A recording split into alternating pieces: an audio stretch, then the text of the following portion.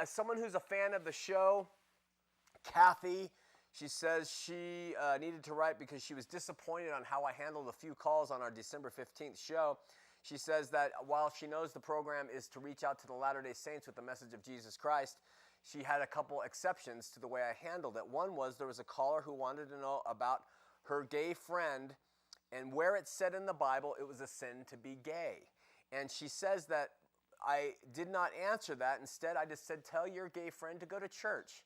That sin is sin, go to church, and whatever sin that you deal with, like the sins I deal with, I go to church and I learn about God and He helps me with whatever my life is. Well, this really ticked her off, and she said, I should have told her that being gay is not only a sin, it's an abomination, she wanted me to say, as Leviticus 18 says and 1 Corinthians says, and that I should have told her that they needed to repent, and she gives me all kinds of verses for that too. Well, I want you to know, Kathy, that telling somebody something like that is not the solution. The solution to all of life's issues and problems, and however God works through those, is Jesus. And you have to realize who He is first and believe in Him and let His spiritual strength come in you to guide you on how you live your life. That is the key. It's your faith and belief in Him, not my ability and to point out what sins are in the Bible. And also to specialize that this one is an abomination. I got news for you, my friend. All sin's an abomination. All sin. Okay? So to spend my time doing that is not going to be advantageous to the true message, which is Jesus is the solution. Now I'm going to tell you something. Paul went to God 3 times with a problem he said was a thorn in his side.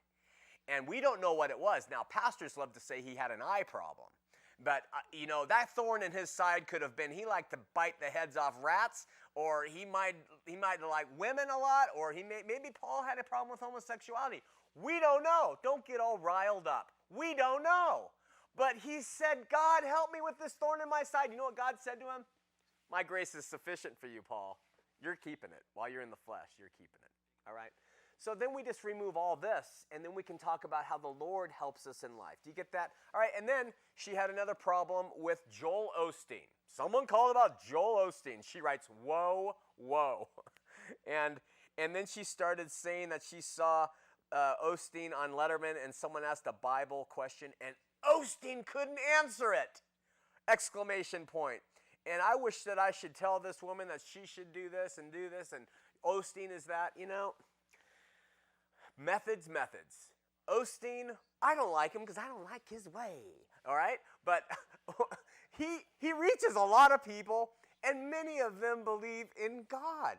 Many of them want to please God. And so we have stepping stones here. Not everybody's a theologian.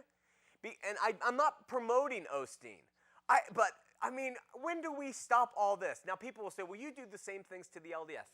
The only reason is because LDS say, we are biblical Christians. And I'm a biblical Christian, and I can't stand by and agree with that. So if Osteen said, I'm a biblical Christian, and he wore fezzes and believed you pray to Ishnu, I would say, well, I have a problem with Osteen too. But he just has a different method of reaching out to people, okay?